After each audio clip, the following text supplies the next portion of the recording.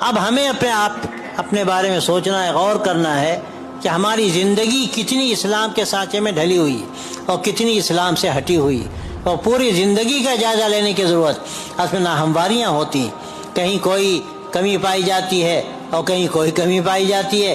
بعض لوگ بڑے دیندار نظر آتے ہیں، نمازوں کا، تہجد کا اہتمام، لیکن عجیب بات، معاملات میں وہ صاف ستھرے نظر نہیں آتے۔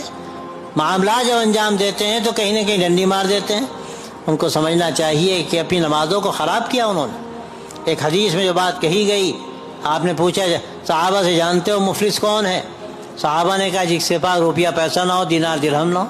تو آپ نے فرمایا نہیں، مفلس وہ ہے جو نماز روزے کے ساتھ آیا لیکن کسی کو ستا رکھا ہے، کسی کا حق مار رکھا ہے، کسی کو غلط طریقے پر اس نے اپنی غلط نگاہیں ڈال رکھی ہیں۔ مختلف روایتیں ہیں جس میں مختلف الفاظ استعمال کیا آپ صلی اللہ علیہ وسلم نے۔ حاصل یہ ہے کہ حق مارا، ستایا، پریشان کیا، تو جیسے جیسے اس نے جن لوگوں کے ساتھ ایسا کیا وہ سب آ جائیں گے سارے دعوے دار، اور ہوگا یہ کہ اس کی نیکیاں ان لوگوں کو دے دی جائیں گی، اور جب سب نیکیاں ختم ہو جائیں گی تو دوسروں کی برائیاں اس کے سر ڈالی جائیں گی، اور اس کے بعد کیا ہوگا؟